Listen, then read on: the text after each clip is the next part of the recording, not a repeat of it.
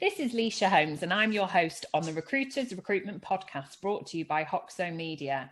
And I'm absolutely honoured to be joined from all the way over in America. This is Michael Yinger, who is the CEO and co-founder of Sieve. And you're joining us today on the Recruiters Recruitment podcast. I couldn't be more thrilled. How are you today? I'm doing great, Leisha. Appreciate it. It's a lovely spring day here. I hope it is for you as well.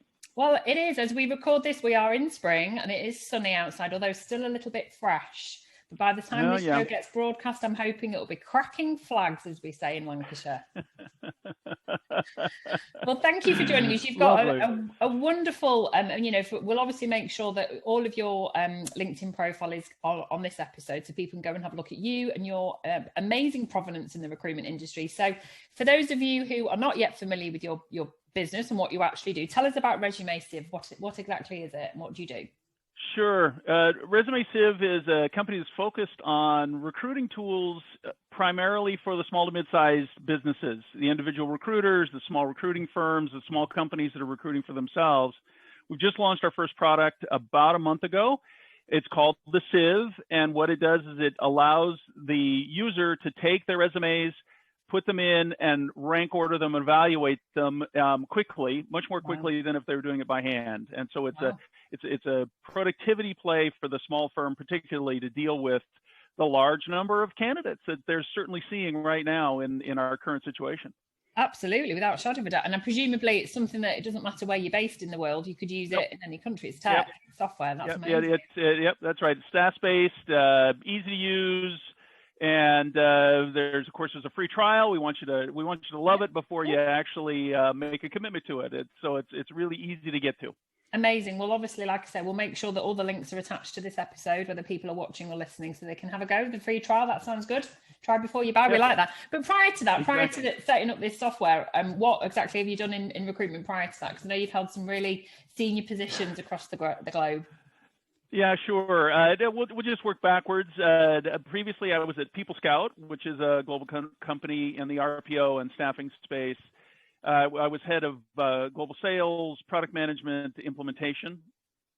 Prior to that, I was head of global delivery at Aon Hewitt. We had been acquired by Scout, and so I went from Aon Hewitt to Scout as part of an acquisition, which was kind of an interesting change. I'm sure. To move over and be part of a company purely focused on recruitment process outsourcing.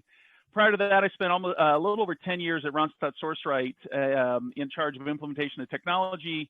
And for a number of years, I was actually a consultant to Randstad Sourceright. I started out on a project and just one thing led to another. And then they made me the offer that you can't refuse. Oh, good. I was coming off several years of tech consulting prior to that. So a lot of my background is in the consulting sort of project area. And of course, RPO, for those who know recruitment process outsourcing, you'll know it's very much like consulting. They're individual projects and the clients are very focused. So I've had experience both in delivery as well as in sales and product. So it's pretty broad. And that was one of the reasons that Sieve asked me to come in. They saw sort of the breadth of things that I had done. I hadn't, the only thing that I hadn't actually done directly was finance.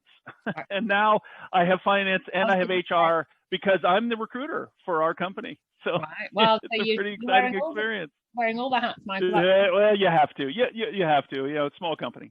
Absolutely. But it's good to have the perspective of it, because what we're going to talk about today is we're going to talk about that C-suite traction. And I think the fact that you've got such a unique objective view of the whole recruitment market, I think it's a fascinating stance point to come from. So, in terms of the C-suite products, I guess, people that go and elevate themselves to do executive search, how do recruiters listening elevate themselves to make themselves appropriate, I suppose, to that C-suite? Let's think about if you've gone through it yourself as a candidate or as somebody that's hiring in at C-suite level. What do you think recruiters need to do to elevate themselves?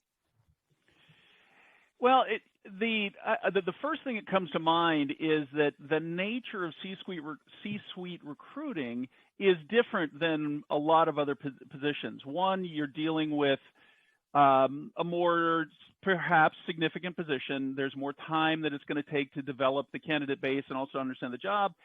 Perhaps you're dealing with a little bit of more ego on the part of the people that you're dealing with.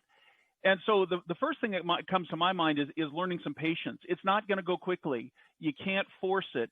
It's much more, and recruiting certainly is about a sale, selling your company, selling your client, or whatever the case may be, depending on where you are in the process.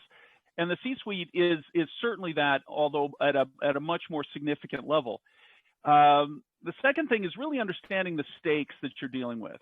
The impact a C-suite hire can have on an organization, both positive and perhaps not, is fairly significant. And if you're not really engaged in the significance of that, you might not engage the client. If the client doesn't see that you understand what it is that this means to their business, aside from just the skills, but really just sort of the impact on their business, it's going to be difficult. So there's a patience, there's understanding the significance, and then I think that the other thing that is really going to distinguish is a knowledge of what it is that you're recruiting for. Okay. A lot of the time, and I'm a firm proponent of this, a good recruiter can recruit just about anything. If they've learned a space, they can learn another space and they can move into it. In the C-suite, I would suggest you don't do that on the fly, because you're not going to get the depth of knowledge. Who are the players? Who are the competition? Where are you going to find the people that you're looking for? Now, some might say, well, you also have to have contacts. I wonder if that's really as true now as it was prior to the age of electronics, where you can create contacts pretty quickly. I've had a number of reach outs over my career that have been through LinkedIn, and it was a recruiter who, may have had the title of executive recruiter working within an organization. And the fact is that it was the nature of the way they introduced themselves to me and began the conversation. I think that, just a sort of a slight bit of humor is that they actually understood what it was I did, and they weren't trying to get me to be a Java programmer. I still get those. Oh, don't get me started on that, Michael. I think you're right. I think, we'll definitely come back to that, because I think I want to talk about sort of longevity and sort of the gravitas element of what makes a good exec recruiter. But I think just to what you've said there, a large part of what you've said is actually sort of emotive. It's having that emotion and that connection to understand. Great. You've talked about the commercial impact. These are board level people that are going to, create and generate and be part of, whatever the figure is, a huge impact on a business. But actually, it's that significance of you being emotionally intelligent enough to sort of understand the drivers, the behaviors. Because so much of what you said there, recruitment is a process. And I agree with you wholeheartedly. If you can recruit an engineer, you can recruit a lawyer, you can recruit a doctor, but your knowledge base of that market and what makes a good doctor, lawyer, engineer, you can't blag. You can't blag. So I think it's a very important point that you make. And so on behalf of all of those who have very good hairdressers, what would you say about the notion that to make a good C-suite recruiter, you have to be of a certain age, i.e., the sort of grey-haired brigade? I have seen I've seen the entire gamut. I think that it's somebody right out of school. There's a challenge only in terms of sort of their personal maturity level, because maturity doesn't necessarily come with age. Some of us, even at a different age, are not very mature. I get that. I get accused of that all the time. I think that it really is more how you present yourself, and are you elevating your game to be in concert with the kind of people that you're going to be talking to. A young person can talk to a C-suite, but particularly if you think about in some of the industries that are growing so quickly, some of the small to mid-sized businesses, the tech industries, the healthcare industries, you're looking at very young people who are running those companies as it is. Sometimes that's a problem. Yeah. I have an ongoing conversation with another CEO who's 27, and I learn as much from him as I hope that he learns from me about how to be. And so I think the age is less of an issue than it used to be. It's really how you present yourself and how seriously you are taking the opportunity and the people that you're interacting with. I think that's such an important point, and I'm applauding you for bringing that up, because first of all, the mindset of somebody that thinks they can't learn from people who are less experienced than them is seriously a closed mindset. I learn more from my own daughters than I do from anybody that's, you know, I just think you've got to embrace what somebody's knowledgeable in. It doesn't matter how old they are. But I think it's about, you should, as a recruiter, regardless of whether you're doing C-suite or whether you're doing, you know, a blue collar desk, it doesn't matter. You should reflect the behaviors of the people that you're partnering, because they want to feel that you feel what they feel and that you're an ambassador for their business and their brand. So I think it's a really important point. And I think there's been, I think COVID has changed a lot for people. I think it's changed people's perceptions of, you know, how we hire for ourselves and how we then partner our clients and our businesses. And I think this whole notion that, you know, you have to have a certain tenure in recruitment to become a C-suite partner, I think is possibly a little bit old fashioned now. And I'm not suggesting for 1 minute that, you know, everybody thinks they can just jump on it. I think you have to have the connections, but I don't think it should be prohibitive anymore. And, you know, historically, when I've partnered recruitment firms, there's been this, you know, we want somebody from a red brick university, and, you know, we want somebody that's got 15 years experience. And you think, well, why? Just because somebody's got 15 years experience doesn't mean they're good. There might be 15 years experience in a rubbish company. So I'm so pleased that you brought that up. That's really interesting. Now, so you are, you know, an unbelievable leader, and, you know, you've obviously come from a tech background yourself. So how do you think technology has transformed how people hire in at C-suite? Because like we've just talked about, a lot of it has been down to connections. So the old black book, as we used to say. So how does technology change that? How has it changed it?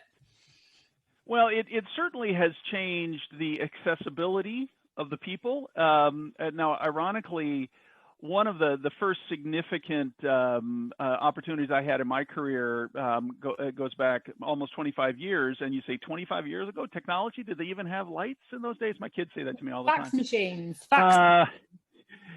Yeah. There was a website that was dedicated to MBA. It was called MBA Central, and that's how they found me. I had an MBA. They found me on this website, and so that was in 1998. And so, you know, this was a recruiter, you know, reaching out in that manner to find somebody in that way. And so I think that the technology has given us the ability to reach people that might not otherwise be accessible. Where the Rolodex, and they're, you know, sort of dating ourselves. The Rolodex certainly was an important characteristic of the successful executive recruiter. You know, I've talked to other executives, including my chairman, who was sort of, you know, not bemoaning the fact, but he was talking about a recruiter that he works a lot with, and he said he keeps coming back to me because he just uses the same people over and over again, because those are the people that he's familiar with and he's comfortable with. And I think technology, gives you a reach that we didn't have in previous years in terms of finding people, and then it gives you the ability to connect with people in a way that you might otherwise be able to do. And then there are a lot of technology tools that are available now that allow you to assess the people that you might be interacting with. And that's another, you know, sort of another way to sort of grow your candidate stable. Even if you're not particularly filling for a job today, you can be engaging in a conversation with these folks, and as an investment say, well, look, you know, my clients are expecting to see these kinds of assessments before they'll even talk to a candidate. How about we put you through one of those, and so that you're pre-vetted and we can move you along faster. That's an interesting kind of conversation to have with a candidate in terms of having them prepared. But I think, you know, I won't say technology has completely leveled the playing field, because there are firms, you know, you think of the Korn Ferries of the world, where, you know, they've got a consulting arm and they've got executive recruiting, they've got RPO, and so they have a lot of points of contact into the C-suite. I think that in terms of finding the right candidates and then also making contacts with companies, technology really has, if not leveled the playing field, at least elevated the possibility for the new entrant or for the small company. If you're already doing recruiting of, you know, even sort of mid-senior roles, finding a client who would be willing to take a chance on you to move into the executive recruitment is a really good way to grow that business and move into that particular era.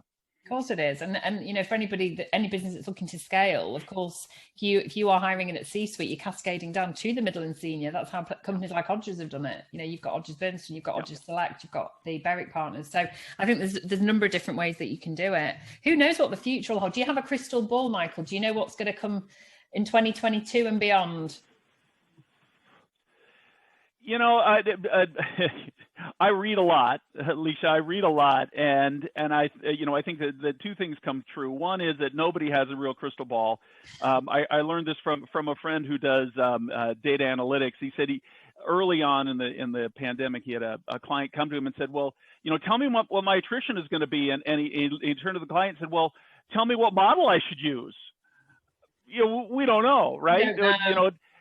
I think that the one thing that it feels like it's going to be the case is that things have changed more fundamentally. I mean, we look back at 2008 where there was a lot of displacement and whatnot, but in retrospect, we started working our way out of that pretty quickly, and the changes that were made were not permanent. And then you go back perhaps even to 2001, those changes were put into place and over and done with, right? I think that we are seeing a significant shift in the mindset of people where, I've seen stats that say as much as 50% of the workforce intend to move to another job once things start to open up, and they will leave their job without having another job. Wow. And so, I think that the workforce is changing, and that's going to have an impact. And so, so this ties into the work from home, how many people come back to the office. Yeah. Certain countries, it's going to be a different kind of issue.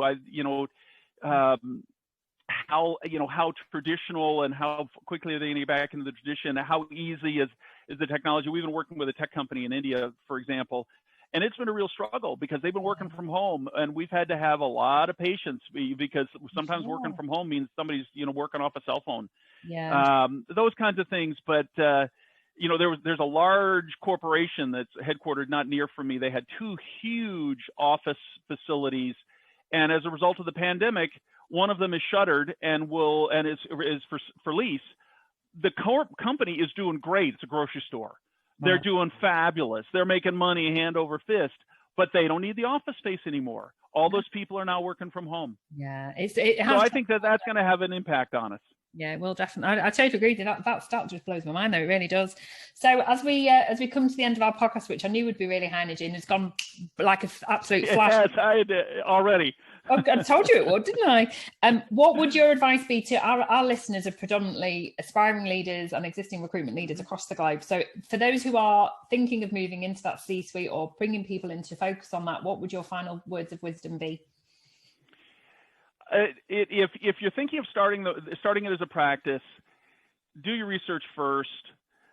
Get people positioned so that you're not developing it on the fly. I think people will see through that, and the results may not be satisfactory. And of course, your results, particularly your first couple of gigs, need to be pretty stellar because you want that social proof. You want that commentary that you can use for the next one. You want that referral. That probably means that the first couple you're not going to make much money on. Be prepared for that. Have the patience to develop it because this is a very good market. There's a lot of turnover in this space. Surprising you don't hear about it so much, but there's a lot of turnover in this space. And if you can get tied into it, it can be a pretty lucrative channel to add to your practice. But it's have some patience. Yeah, no, definitely. And I echo what you said earlier on as well about the sort of patience element, that if you're thinking of doing this, you're not going to make a fee in the first quarter. It's possibly going to be the first year.